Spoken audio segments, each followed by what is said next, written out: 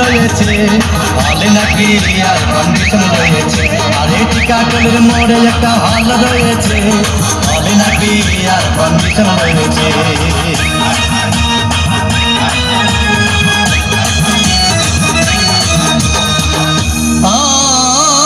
ভাই একদিন গেলাম সিনেমা দেখতে, আর রিক্সা থেকে নেমে দেখি হলে একটি সুন্দরী মেয়ে দাঁড়িয়ে আছে। হঠাৎ দেখি সেই মেয়েটির চোখে আমার চোখ পড়েছে, বলে নাকি এয়ার কন্ডিশন রয়েছে। আরে টিকাটলের মোড়ে একটা হল রয়েছে, বলে নাকি এয়ার কন্ডিশন রয়েছে।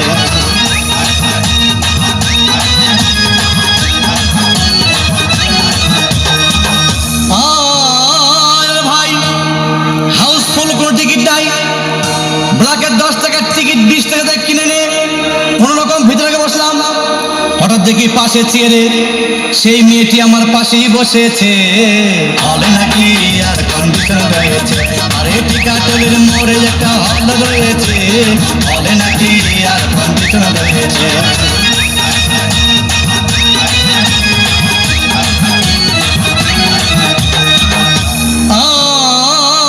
ভাই সিনেমা আরম্ভ হয়ে গেল।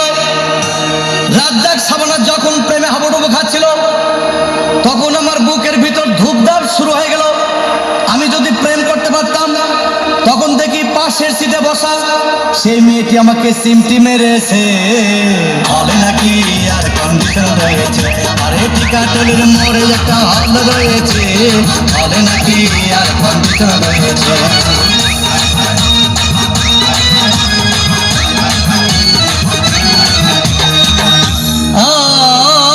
ভাই আমি মেয়েটিকে বললাম তোমার নাম কি?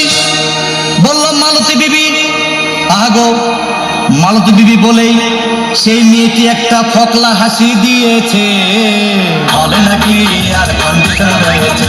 আরে টিকাটলের মোড়ে একটা হল রয়েছে, বলে নাকি এয়ার কন্ডিশন রয়েছে।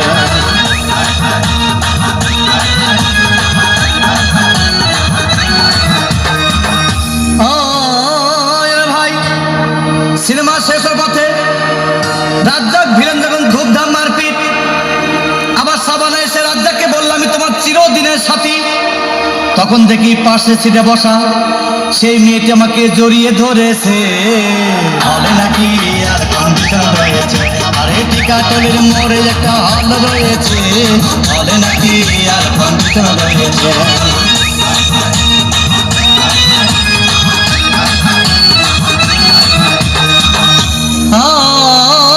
ভাই সিনেমা শেষ হয়ে গেল, বাইরে আসলাম, রিক্সা নিলাম।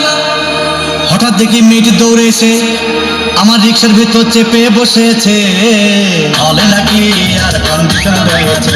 আরে টিকাটলের মোড়ে একটা হল রয়েছে, বলে নাকি এয়ার কন্ডিশন রয়েছে।